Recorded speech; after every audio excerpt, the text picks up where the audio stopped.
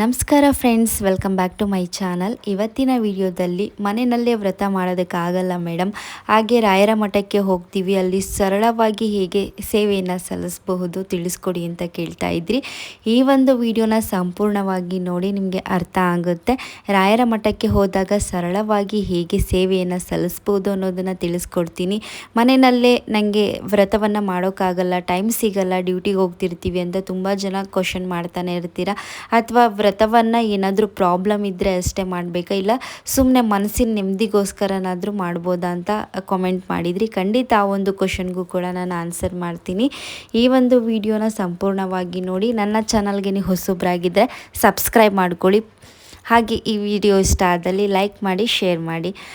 Okay ಸ್ನೇಹಿತರೆ, ನೀವು ಕೇಳಿದ ಕ್ವಶನ್ ನೆಮ್ಮದಿಗೋಸ್ಕರನಾದರೂ, ನಮ್ಮನೇಲಿ ಏನೂ ಪ್ರಾಬ್ಲಮ್ ಇಲ್ಲ, ಸುಮ್ಮನೆ ಮನಸ್ಸಿನ ನೆಮ್ಮದಿಗೋಸ್ಕರನಾದರೂ ವ್ರತವನ್ನು ಮಾಡ್ಬೋದಾ ಅಂತ ಕೇಳಿದ್ರಿ. ಖಂಡಿತವಾಗಿಯೂ ಮಾಡ್ಬೋದು. ಯಾವುದೇ ರೀತಿ ಸಂಕಲ್ಪಗಳನ್ನ ಇಟ್ಕೊಳ್ದೆ ಮನಸ್ಸಿನ ನೆಮ್ಮದಿಗೋಸ್ಕರ, ಖುಷಿಗೋಸ್ಕರ, ರಾಯರಿಗೆ ನಮ್ಮದು ಒಂದು ಸೇವೆ ಮಾಡ್ತೀವಿ ಅನ್ನೋದಾದರೆ ಮನೆಯಲ್ಲಿ ನೀವು ಆರಾಮಾಗಿ ರಾಯರ ವ್ರತವನ್ನು ಆಚರಣೆ ಮಾಡಬಹುದು.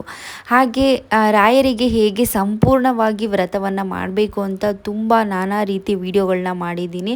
ಅದನ್ನು ನಾನು ಡಿಸ್ಕ್ರಿಪ್ಷನ್ನಲ್ಲೂ ಕೂಡ ಲಿಂಕನ್ನು ಹಾಕಿರ್ತೀನಿ, ಹೋಗಿ ಚೆಕ್ ಮಾಡಿ.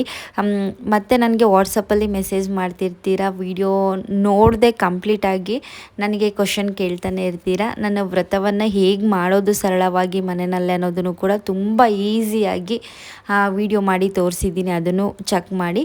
ಅದಾದಮೇಲೆ ಇವಾಗ ನೀವು ಕೇಳಿದ ಕ್ವಶನ್ನು, ರಾಯರ ಮಠಕ್ಕೆ ಹೋದಾಗ ಅಲ್ಲಿ ಯಾವ ರೀತಿ ಸುಲಭವಾಗಿ ಸೇವೆನ ಸಲ್ಲಿಸ್ಬೋದು ಮೇಡಮ್ ತಿಳಿಸ್ಕೊಡಿ ಅಂತ ಕೇಳ್ತಾ ಇದ್ರಿ ಅಲ್ವಾ.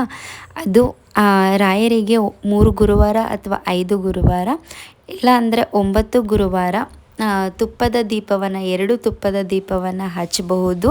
ನಿಮ್ಮ ಮನಸ್ಸಲ್ಲಿ ಏನೇ ಒಂದು ಸಂಕಲ್ಪವನ್ನು ಮಾಡಿಕೊಂಡು ಈ ರೀತಿ 3 ಗುರುವಾರ ಆಗಲಿ 5 ಗುರುವಾರ ನಿಮಗೆ ಶಕ್ತಿಗನುಸಾರ ಎಷ್ಟು ದಿನ ಹೋಗಿ ರಾಯರಿಗೆ ಸೇವೆಯನ್ನು ಸಲ್ಲಿಸಬೇಕು ಅಂತ ಅನಿಸುತ್ತೆ ಆ ಒಂದು ಸೇವೆಯನ್ನು ಕೂಡ ಮಾಡ್ಬೋದು. ತುಪ್ಪದ ದೀಪವನ್ನು ಹಚ್ಚಿ ದೇವರಿಗೆ ಆರತಿ ಮಾಡಿ ಅಲ್ಲೇ ಒಂದು ತುಪ್ಪದ ದೀಪವನ್ನು ಇಡೋದಕ್ಕೂ ಕೂಡ ಜಾಗ ಇರುತ್ತೆ, ಅಲ್ಲೇ ಇಟ್ಟು ಬರಬಹುದು. ಇಲ್ಲ ಅಂದರೆ 3 ಪ್ರದಕ್ಷಿಣೆ ಹಾಕಿ, ಇಲ್ಲಾಂದರೆ ಹೆಜ್ಜೆ ನಮಸ್ಕಾರ ಹಾಕಿ ಈ ರೀತಿಯೂ ಕೂಡ ರಾಯರಿಗೆ ಸೇವೆಯನ್ನು ಸಲ್ಲಿಸ್ಬೋದು.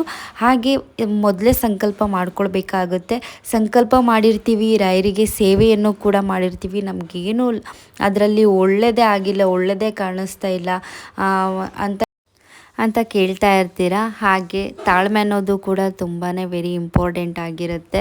ನಮ್ಮ ಕರ್ಮಫಲನೂ ಹಾಗೆ ಹೇಗಿರುತ್ತೆ, ನಾವು ಮಾಡುವಂಥ ಹಿಂದಿನ ಜನ್ಮದಲ್ಲಾಗ್ಬೋದು, ಈ ಜನ್ಮದ ಕರ್ಮಫಲನೂ ಕೂಡ ಅನ್ವಯಿಸುತ್ತೆ ಅಂತಲೇ ಹೇಳ್ಬೋದು. ಹಾಗೆ ನಮ್ಮ ಕರ್ಮಫಲ ಕಡಿಮೆ ಇದ್ದರೆ ನಾವು ಮಾಡುವಂಥ ರಾಯರಿಗೆ ಸೇವೆ ಆಗಲಿ, ನಾವು ಮಾಡುವಂಥ ಒಳ್ಳೆ ಕೆಲಸಗಳಿಗೆ ಬೇಗನೆ ಅನುಗ್ರಹ ಸಿಗುತ್ತೆ ಅಂತಲೇ ಹೇಳ್ಬೋದು. ನಾವು ಮಾಡುವಂಥ ರಾಯರಿಗೆ ಸೇವೆಯಾಗಲಿ, ಮನೆಯಲ್ಲಿ ಮಾಡುವಂಥ ಪೂಜೆ ಮಾಡುವಾಗ ಒಂದು ಫಸ್ಟ್ ಸಂಕಲ್ಪ ಮಾಡಿಕೊಳ್ಳಿ, ನಾವು ಮಾಡಿದಂಥ ಹಿಂದಿನ ಜನ್ಮದ ಆಗಲಿ ಅಥವಾ ಈ ಜನ್ಮದ ಆಗಲಿ ಪಾಪಕರ್ಮಗಳು ಆದಷ್ಟು ಬೇಗ ಕಳೀಲಿ ಅಂತ ಕೇಳ್ಕೊಳ್ಳಿ. ಅದು ಒಂದು ಸಂಕಲ್ಪ ಅಂತಲೇ ಹೇಳ್ಬೋದು. ಹಾಗೆ ನಾವು ಮಾಡುವಂಥ ವ್ರತಕ್ಕೆ ತಕ್ಕ ಫಲ ಕೊಡಿ ರಾಯರೇ ಅಂತ ಕೇಳಿ. ಹಾಗೆ ನಾವು ಮಾಡುವಂಥ ಸೇವೆಯಲ್ಲಿ ಏನಾದರೂ ತಪ್ಪಿದರೆ ಕ್ಷಮಿಸಿ ಅಂತ ಕೇಳ್ಕೊಳ್ಳಿ. ಈ ರೀತಿಯೂ ಕೇಳ್ಕೋಬೇಕು. ಹಾಗೆ ನಾವು ಮಾಡುವಂಥ ಪೂಜೆ ಪುರಸ್ಕಾರದಲ್ಲಾಗಲಿ, ನಾವು ಮಾಡುವಂಥ ರಾಯರಿಗೆ ಸೇವೆ ಇದರಲ್ಲಿ ಏನಾದರೂ ಸ್ವಲ್ಪ ತಪ್ಪು ಒಪ್ಪಿದರೆ ಕ್ಷಮಿಸಿ ರಾಯರೇ ಅಂತಲೂ ಕೇಳ್ಕೋಬೇಕಾಗುತ್ತೆ. ಹಾಗೆ ನಾವು ಏನು ಸಂಕಲ್ಪ ಮಾಡಿರ್ತೀವಿ, ಅಥವಾ ಒಂದು ಸಣ್ಣ ಸಂಕಲ್ಪ ಆಗಿರಲಿ, ದೊಡ್ಡ ಸಂಕಲ್ಪ ಆಗಿರಲಿ, ಅದಕ್ಕೂ ಎಷ್ಟು ಟೈಮ್ ಬೇಕಾಗುತ್ತೆ ಅಂತ ನಿಮಗೂ ಕೂಡ ಗೊತ್ತಿರುತ್ತೆ.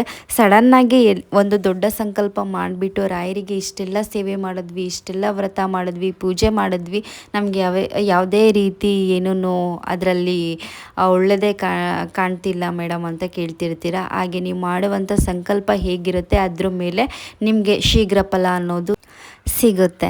ಹಾಗೆ ಸ್ನೇಹಿತರೆ, ವಿಡಿಯೋದಲ್ಲಿ ಮತ್ತೆ ರಾಯರಿಗೆ ವ್ರತವನ್ನು ಹೇಗೆ ಮಾಡೋದು ತಿಳಿಸ್ಕೊಡಿ ಅಂತ ಕೇಳ್ತಾ ಇದ್ರಿ ಅಲ್ವಾ. ಖಂಡಿತ ವಿಡಿಯೋ ಮಾಡಿನೇ ನನ್ನ ಮನೆಯಲ್ಲಿ ಸರಳವಾಗಿ ರಾಯರಿಗೆ ಹೇಗೆ ಪ್ರತಿ ಗುರುವಾರ ವ್ರತವನ್ನು ಮಾಡ್ತೀನಿ ಅಥವಾ ಹೇಗೆ ಪೂಜೆಯನ್ನು ಮಾಡ್ತೀನಿ ಅನ್ನೋದನ್ನು ವಿಡಿಯೋ ಮುಖಾಂತರನೇ ಅದನ್ನು ಲೈವ್ ಆಗಿ ತೋರಿಸ್ತೀನಿ.